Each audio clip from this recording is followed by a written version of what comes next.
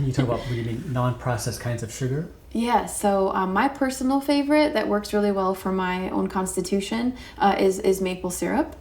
And there are many kinds of maple syrup. The gradient scale used to be A, B, C, and D.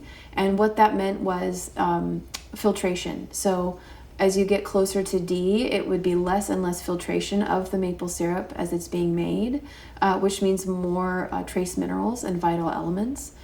So now they've changed it. And so just so you know, the FDA has changed the gradient scale. So you want to look at dark. You want to look for darkness in your maple syrup because it's letting you know that there's more of all the goodies like zinc and manganese and there's a lot of fiber in maple syrup.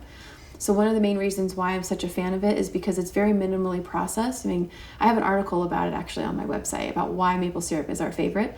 But essentially, you know, we're taking the sap from a tree and then they're boiling it and then they're putting it through a filter and then they're bottling it. So it's like the most minimal process, you know, and it's just a whole foods sugar as well. There's a lot of fiber in it. So the way that we metabolize it is entirely different and it's actually a low glycemic sugar.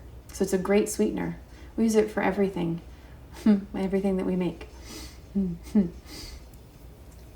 And in terms of sugars, because going back to the drinking a fruit or eating a fruit, what do you recommend that? Especially when people are raising their kids and they're smaller and they're getting a large dose of sugar from juice. Okay. So I would definitely recommend the fresh produce over anything else. So really encouraging our children to have berries and, fresh fruits. They cut them up. I mean, they're beautiful. They look like jewels, So for those of us who have children, we're trying to get healthier foods to appeal to them. We can kind of, have fun with the colors. And that's how I raised my daughter was, okay, we're going to eat the rainbow today. And just looking and kind of also giving them the power to choose the fruits so that then they feel like they are getting to have some power of picking what they want to eat. That's a big one because when you're working with the ego of a child, it's like, oh, well, you give them a little bit of power so they can choose this or this. And then they're making a healthy choice regardless, but it's also feeding their sense of empowerment, in that decision. Another thing to take into consideration is we don't need a lot of sugar. We don't want to eat a lot of sugar. So it's best to get it from fresh fruit, or a good treat would be dried fruit. So for me, whenever I have like a candy craving, if you will, I love dried mango.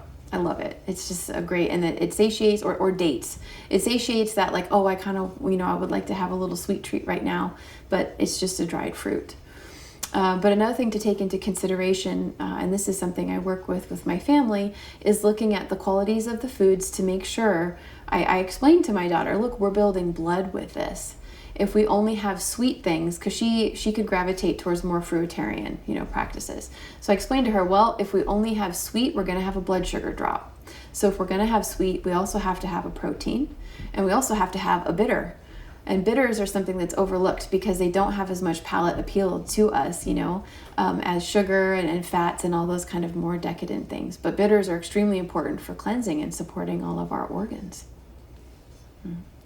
So in terms of the palate, what do you say to someone who tends to satisfy their palate much more and maybe not see food as fuel for the body?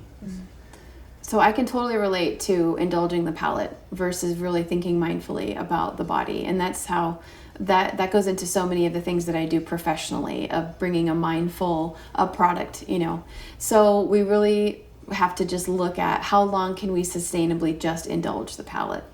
Because maybe the palate just wants cookie dough for 3 days in a row.